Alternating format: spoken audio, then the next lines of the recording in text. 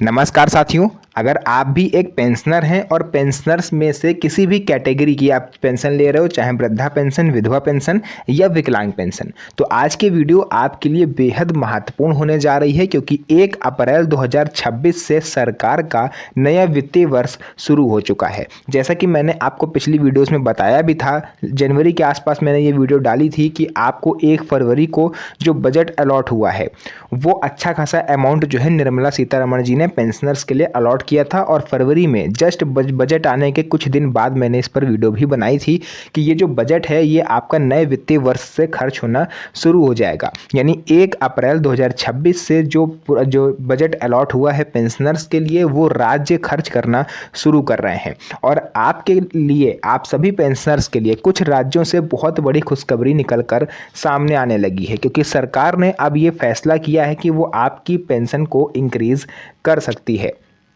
यानी minimum pension 3,000 रुपये तक और मैक्सिमम पेंशन 5,000 रुपये तक जाएगी। तो आइए उसी के बारे में, जो भी मेरे पास न्यूज़ आई है, जो भी लेटेस्ट अपडेट आई है, उसके बारे में मैं आज आपको इस वीडियो में बताता हूं। और कौन कौन से ऐसे दस्तावेज हैं जो आपको तैयार रखने होंगे उसके बारे में भी आज आपको यहाँ पर जानने को मिलेगा। तो चलिए वीडियो को स्टार्ट करते हैं। तो साथियों, वीडियो में आगे बढ़ें इससे पहले मेरी आप लोग से एक छोटी सी रिक्वेस्ट रहेगी कि आप लोग जिस भी राज्य से इस वीडियो को देख रहे हैं अपने राज्य का नाम कमेंट सेक्शन में ज़रूर बताएं, ताकि आपके राज्य से सीनियर सिटीजन्स के लिए या आप पेंशनर्स के लिए अगर कोई लेटेस्ट अपडेट कभी भी निकल कर आता है तो उसके बारे में सबसे पहले मैं वीडियो बना के आप तक जानकारी को पहुँचा पाऊँ।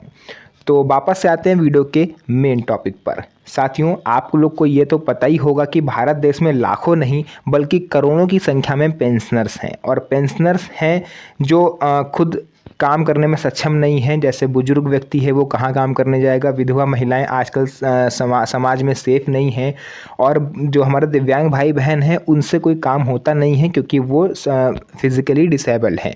तो ऐसे में सरकार की तरफ से कुछ आर्थिक सहायता दी जाती है।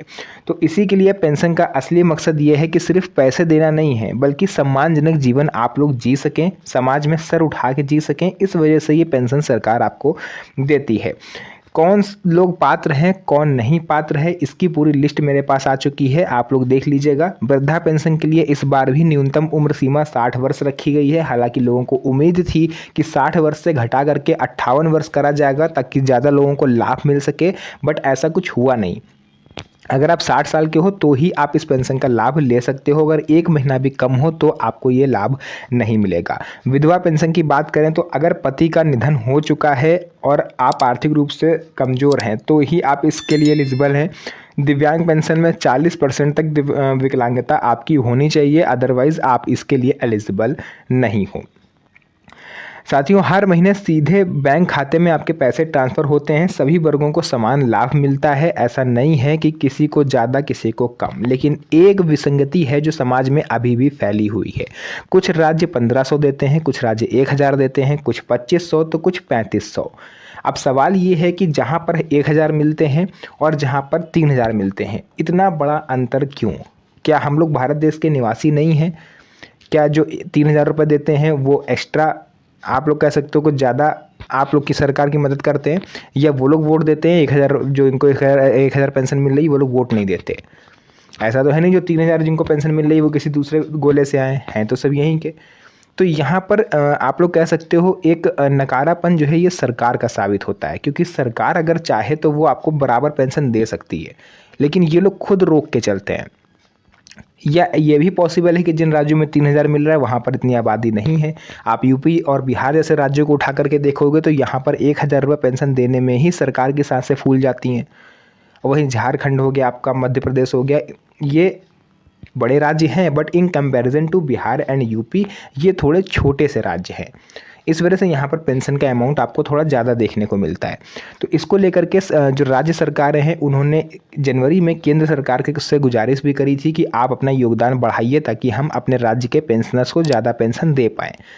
तो इसी क्रम में यूपी में तो ये बजट पास हो गया था कि 1 अप्रैल 2026 से जितने भी पेंशनर्स यूपी के हैं, चाहे किसी भी कैटेगरी के हों, उनको 1500 रुपये पेंशन मिलेगी। ये यूपी के मुख्यमंत्री माननीय श्री योगी आदित्यनाथ जी ने पहले ही कंफर्म कर दिया था। धीरे धीरे करके अन्य राज्यों ने भी इसको अपनाया और सरकार से गुजारिश करी है कि अपना योगदान बढ़ाएं। क्योंकि जो आपको पेंशन मिलती है वो दो जगह से आती है। पहला केंद्र सरकार की तरफ से, दूसरा राज्य सरकार की तरफ से। अगर आपको 2,000 रुपये मिलते हैं तो आधा पैसा केंद्र सरकार देती है, आधा पैसा राज्य सरकार देती है। तब पूरा पैसा आपके अमाउंट, जो भी अमाउंट बनता है वो डीबीटी के माध्यम से आपके अकाउंट में ट्रांसफ़र होता है।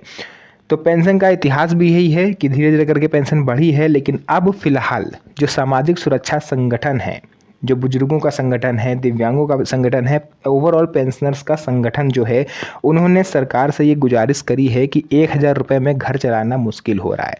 कम से कम 100 रुपये तो एक दिन का सरकार दे, तो मिनिमम 3,000 रुपये और मैक्सिमम 5,000 रुपये का प्रस्ताव बना के सरकार तक भेजा गया।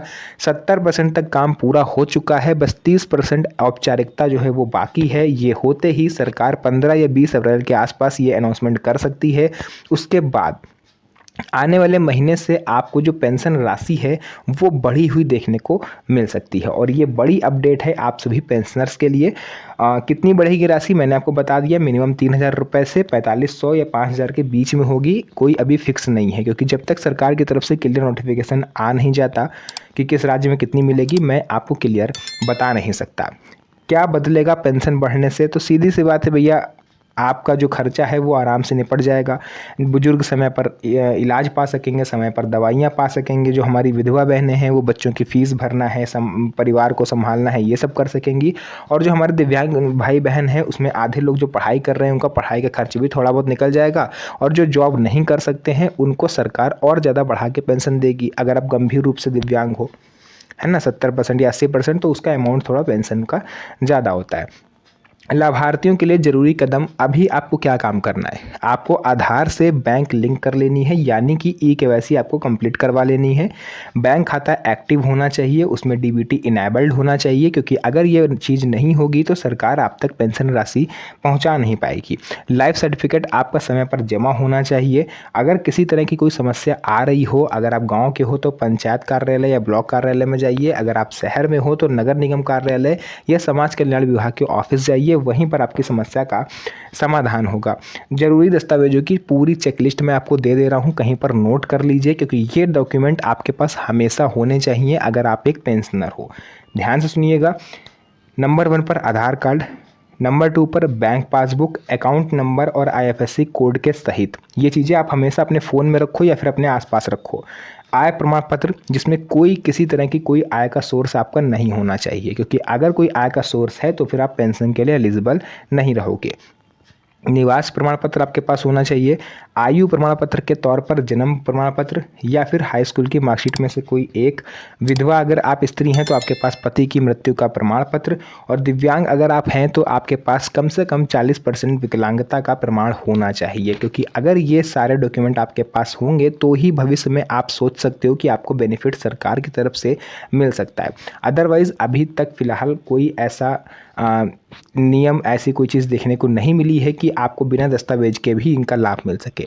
तो साथियों, जो भी चीज़ें थी मैंने आपको पूरा विस्तार से बताया है। अब ये आपका फ़र्ज़ बनता है कि ये जानकारी अगर आप तक पहुंची है तो इसे आप अपने यार दोस्तों रिश्तेदारों के साथ भी शेयर करिए, ताकि उन्हें भी इन चीज़ों के बारे में पता चल सके। तो आज के लिए बस इतना ही। फिर से मुलाकात होगी आप सभी से एक और नई मज़ेदार वीडियो में। तब तक के लिए धन्यवाद। जय हिंद।